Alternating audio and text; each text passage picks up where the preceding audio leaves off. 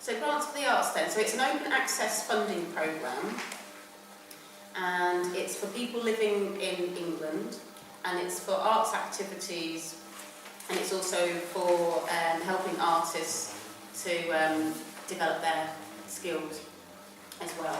It's designed to be open and flexible. You can apply at any time of the year. There's no,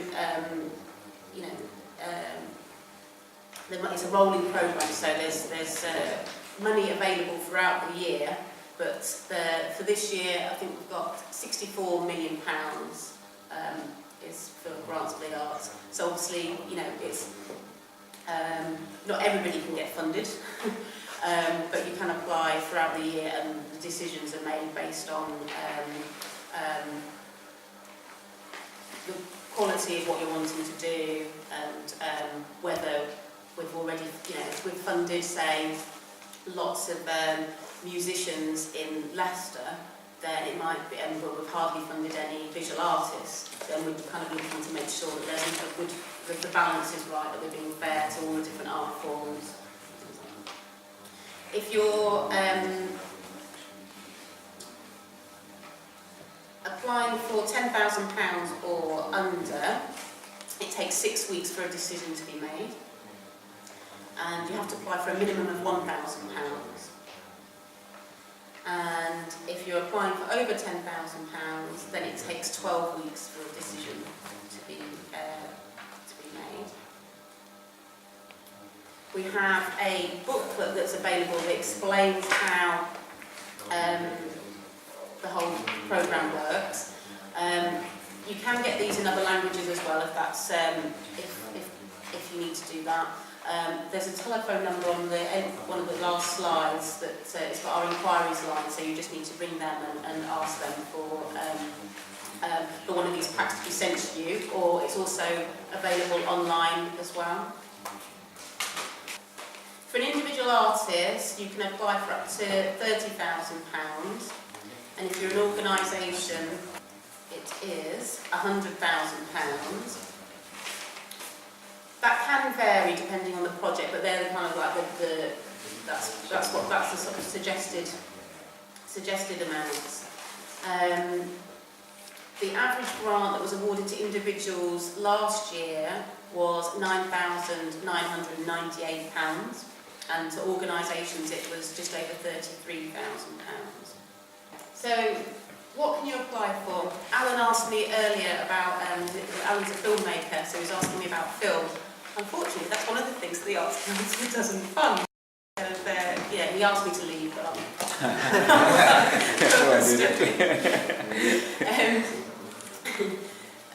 but I'm going to pass on details to Alan of who you can get funding from, or try to get funding from, I should say. So, in the booklet, it does explain what things you can apply for. But in essence, if you have a project that is primarily motivated by artistic activity, and that project will either benefit people in England or will benefit you as an artist or an arts organisation working in England, then you can apply. You can. Some grants for the arts are for artists to actually go to other countries and work with artists abroad. But if your project is around that, it's about how you're going to also be bringing that benefit to England and how you're going to be using those skills in your practice in England. So you can, if the project involves other countries, and that's fine. But it's about there being a benefit to you as an artist living in England and to the public in England. The key thing to remember is it's project funding, so the activity has to be time limited, so it's got a start date and an end date to it. And it's got to have clear outcomes of what you're wanting to achieve from doing the project. Okay. Equally, you might have a long-term plan to achieve something, such as you might want to tour a piece of work. But in order to do that, you need to have a clear plan. So, for example, if you were wanting to tour a piece of work, you might have that might even be two separate projects. You might actually have a project to create the work first, and then a project to tour the work, if that makes more sense than doing the whole thing together. So you can, you don't have to apply for everything at once. You can do it in stages. Of course, there's no guarantee that if you that if you have funding for the first stage, that you would get it for the second stage. But that's one way of doing it. If that makes your project clearer. The next slide is around what we are looking for. The main part of the application is around you and your work. So you should focus on telling us about what the project is that you want to do, what the project's going to achieve. Tell us about the people that are involved in it, any other partners that you've got or any other artists that you're working with, and what specifically those partners are contributing to your project. So what's the reason that you're working with them? We need to be able to see that the project is going to be of high quality. So what we'll be looking for there is, do you have a track record already? Have you exhibited anywhere before, or have you, where's your work been shown before? Do you have any, say if you were a recent graduate from university, have you got comments from, about your work from your tutors? If Platformer were to put on showcases, have you got photographs from there? Have you got any comments from people that saw your work there? That type of thing. So it's about building up evidence that what you do is of good quality. It's been seen, it's been seen by the people and they've commented on it. Some artists decide that while they're developing their career, to have an established mentor to work with them, so someone that can challenge them and support them on their journey. You can, within your project, if you've identified someone that you'd like to be your mentor, you can put that within your project and explain the reason why you're wanting to have that person mentor you, what that's going to bring to your project and your career. I don't know if that's something that Platformer thought about, having mentors, but it might be something to talk to Hannah about. If you are doing a project that involves other people, you need to also make sure those other people have got a track record as well. You're able to evidence, their skills and their quality of work as well, and the reason why those people are part of your project. It's also really important to think about how the public's going to engage with your work.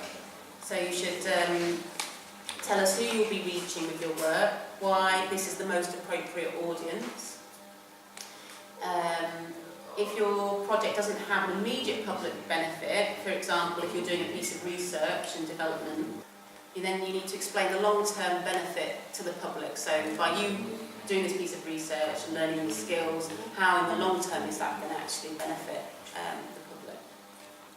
Making it happen is around how you're going to manage your project.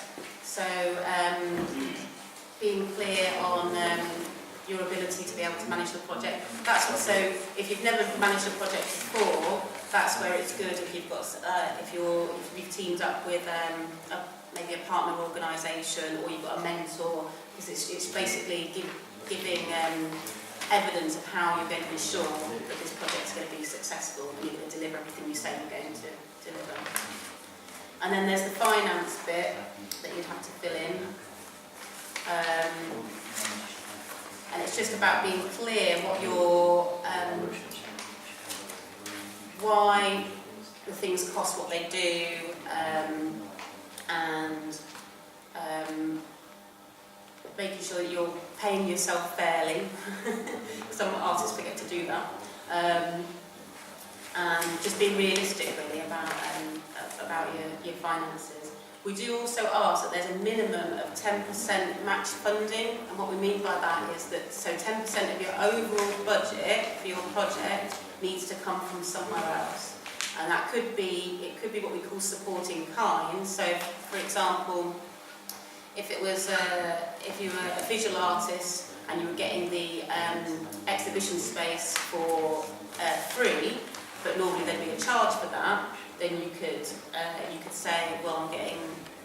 You could put down what the supporting kind is, say £300 because you're getting the exhibition space for free, and that would count towards your 10%. So for a £1,000 project, £100 of that project has got to be found from somewhere else. The more often we find that projects that are more successful is where the Arts Council is paying, say, around 60% of the project and 40% has been found from elsewhere. But the minimum requirement is 10% from elsewhere. But just bear in mind, so the more income you can get from other places, it's showing that there's a demand for your work, and that it's more likely to happen. Sorry, just in terms of that particular point, because it's there really. What's the kind of Arts Council's position on artists they put down the fee that they're going to be paid for doing whatever work they're doing, taking that 10% off their artist's fee as a way of saying this is 10%, the artist is prepared to put in 10% of their fee for whatever. Do you know what I mean? How does the Arts Council kind of look on that? Yeah, you can put that in, but I'd have to check with the inquiries line as to whether that would be sufficient as the minimum 10%. I know that some artists will put down in the income an amount that they're putting into the project. I'll have to double check actually whether that can be for the minimum amount. But I know that artists do add that into the project a lot of times. But also,